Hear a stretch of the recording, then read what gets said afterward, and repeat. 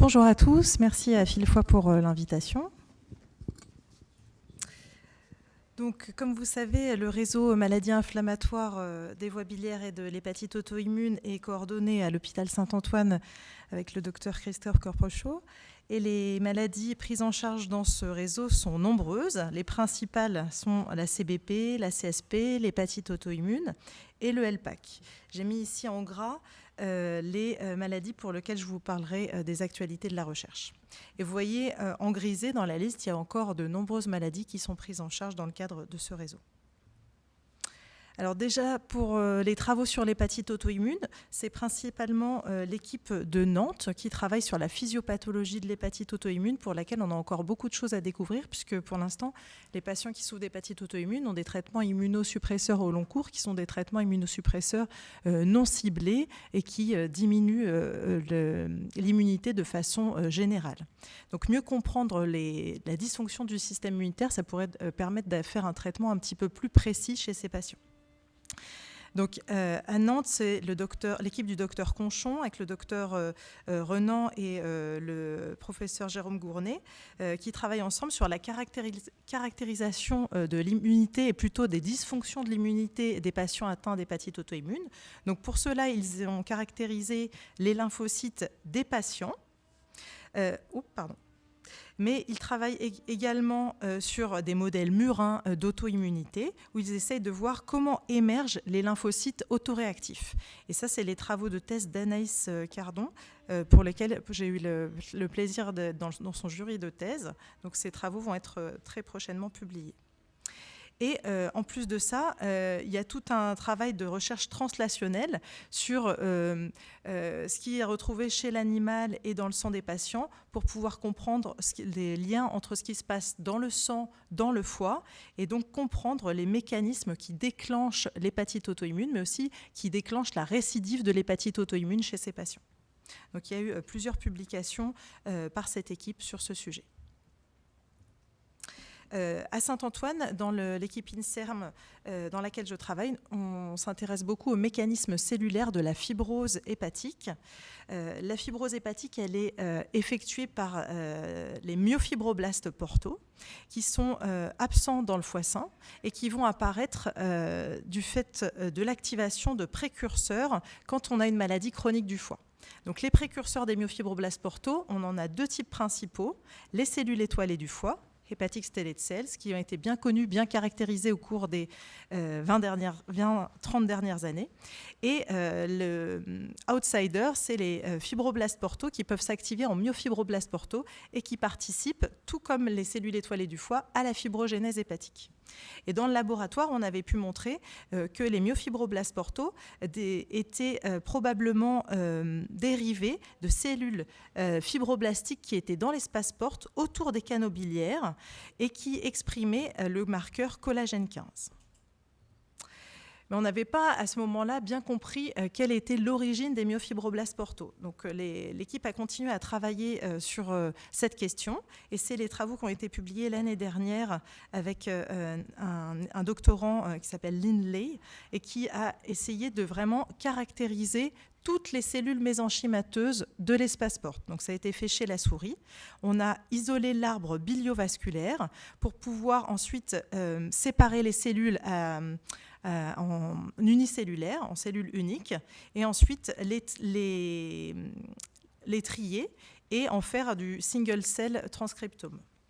Et vous voyez ici qu'on a pu identifier plusieurs clusters. Chaque nuage de couleur représente un type cellulaire différent. Et dans les cellules mésenchymateuses de l'espace porte, on a plusieurs types de fibroblastes portaux qui vont ici de fib 1, fib 2, fib 3, fib 4, fib 5.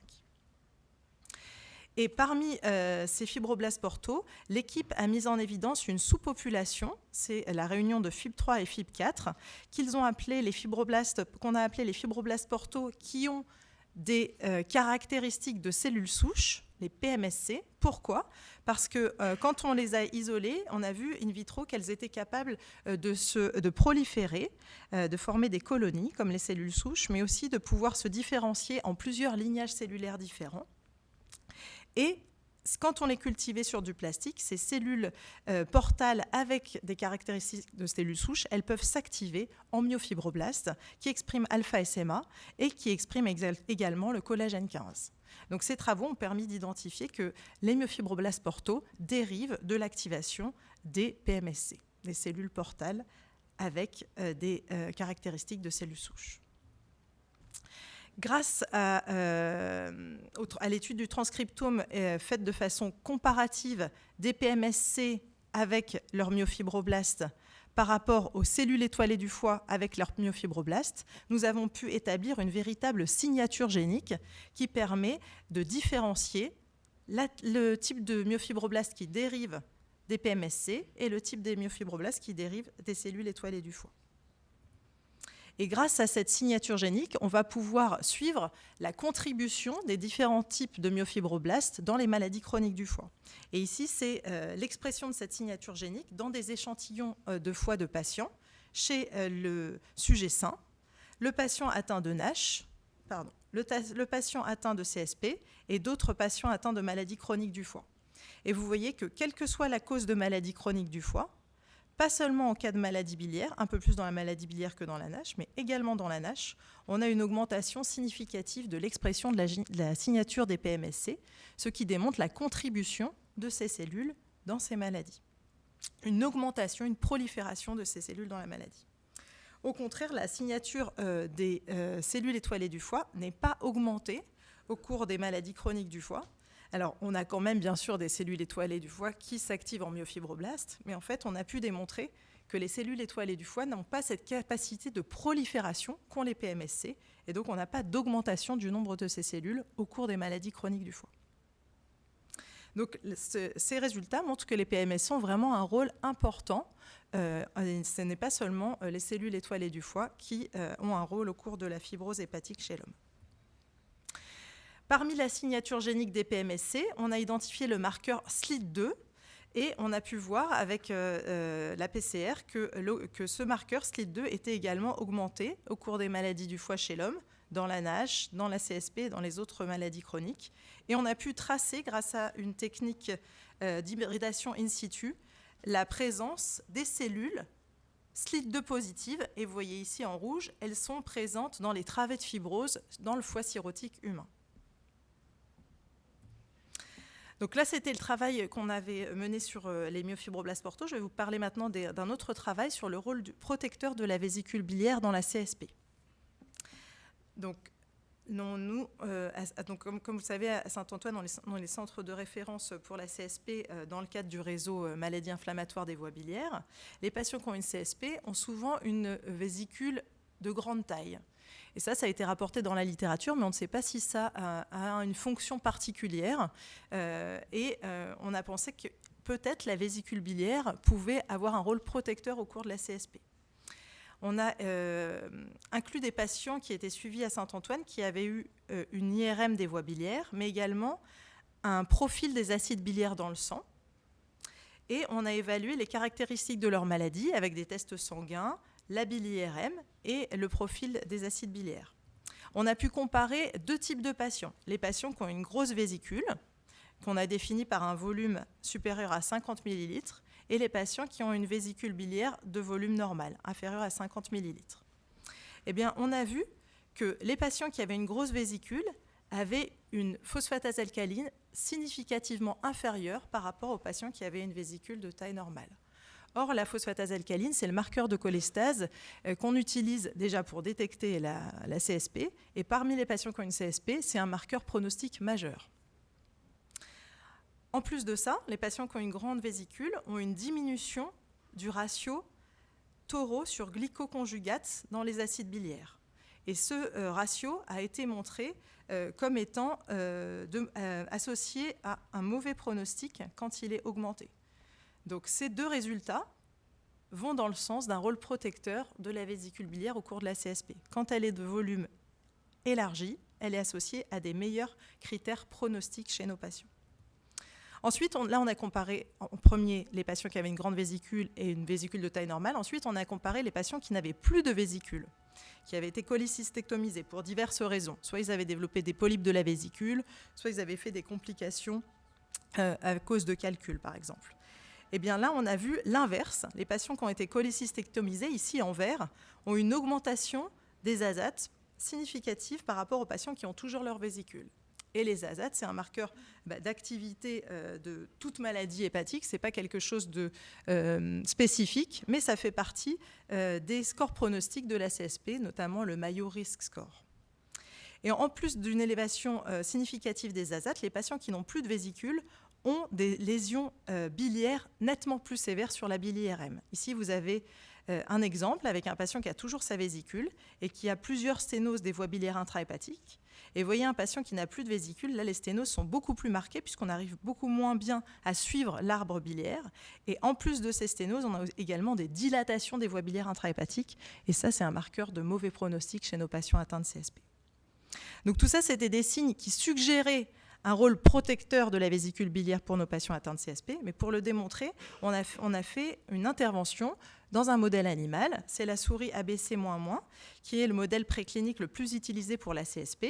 Et on a soumis à cette souris soit une cholécystectomie, soit à une chirurgie sham où la vésicule est laissée en place. Et on a comparé ensuite la maladie du foie, puisque cette souris développe naturellement, en vieillissant, des lésions de cholangite qui miment les lésions de CSP de l'homme. Et ce qu'on a pu observer, quelques semaines après la cholécystectomie, en regardant l'anapathe de ces souris, eh bien, c'est qu'on avait une cholangite nettement plus sévère sur les souris qui avaient eu la cholécystectomie. Vous voyez ici, l'inflammation autour de l'espace porte était plus importante, et surtout la fibrose autour du canal biliaire était nettement plus épaisse après la cholécystectomie. À cela était également associée une augmentation de la réaction ductulaire, quantifiée par le marquage CK19, une augmentation de l'inflammation, quantifiée par le marquage F480, et une augmentation significative de la fibrose, avec le rouge Sirius. Donc tous ces résultats sur la souris étaient nets et montraient une aggravation de la maladie, une aggravation de la CSP après la cholécystectomie. Et comment ça fonctionne ? On pense que ça fonctionne au moins par la modification du métabolisme des acides biliaires, puisque la vésicule biliaire a un rôle dans le métabolisme des acides biliaires. Et quand vous enlevez la vésicule biliaire chez la souris, ça augmente le pool total des acides biliaires dans le foie et ça augmente les acides biliaires dans le plasma, avec notamment une augmentation significative des acides biliaires secondaires qui, on le sait, sont plus hydrophobes et plus toxiques sur les cellules hépatiques et notamment les cholangiocytes. Donc nos patients qui ont une CSP, ils risquent aussi d'évoluer vers le cholangiocarcinome et notre équipe travaille également sur des travaux de recherche pour trouver peut-être de nouvelles thérapeutique pour le cholangiocarcinome, qui reste un cancer de très mauvais pronostic. Et donc, c'est les travaux du docteur Laura Foissier, en collaboration avec Thierry Dufour et Marine Camus, qui est dans notre équipe aussi à Saint-Antoine. Et ils ont développé tout un projet de recherche pour évaluer les effets antitumoraux du plasma. Donc le plasma froid a un effet antitumoral sur le cholangiocarcinome. Ça a été montré sur des modèles in vivo chez la souris. Et ce mécanisme antitumoral, il fonctionne de plusieurs façons. Déjà sur un effet direct sur les cellules tumorales, en diminuant leur vitalité et leur croissance, mais également en influençant les cellules du micro-environnement, et notamment les fibroblastes associés au cancer, les CAF. Probablement aussi sur les cellules endothéliales et peut-être sur les macrophages associés à la tumeur. Et donc cette équipe, ce groupe a pu me développer un brevet pour pouvoir réaliser un traitement par plasma froid dans un modèle animal vivant chez le cochon grâce à un endoscope. Et dans cet endoscope, on peut avoir une sonde qui délivre du plasma in situ dans la voie biliaire principale. Donc pour l'instant, les tests se font chez l'animal qui n'a pas de tumeur pour la faisabilité de l'outil.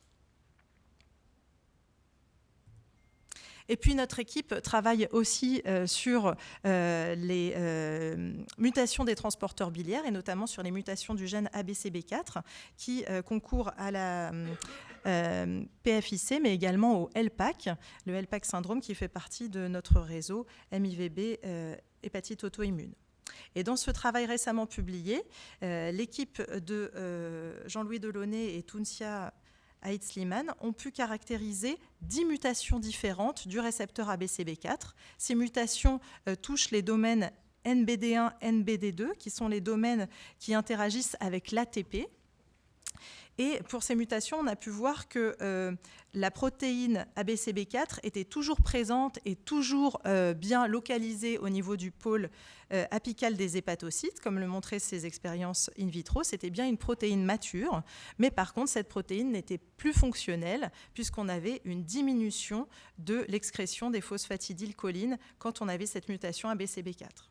Et dans ce travail, ils ont pu montrer que l'utilisation de l'ivacaftor, qui est utilisé pour traiter la mucoviscidose, permettait de restaurer significativement la fonction de la protéine ABCB4. Donc ces résultats sont prometteurs pour pouvoir avoir une autre façon de traiter nos patients qui ont un LPAC syndrome et qui ne répondent peut-être pas assez bien au traitement par acide urso-désoxycholique. Voilà, j'ai volontairement été rapide sur ces derniers résultats parce que vous aurez une communication orale d'une doctorante qui travaille dans notre équipe sur le sujet. Je vous remercie de votre attention et je remercie toute l'équipe INSERM dans laquelle je travaille à Saint-Antoine, dirigée par le professeur Chantal Housset et le docteur Jérémy Grotron. Merci beaucoup.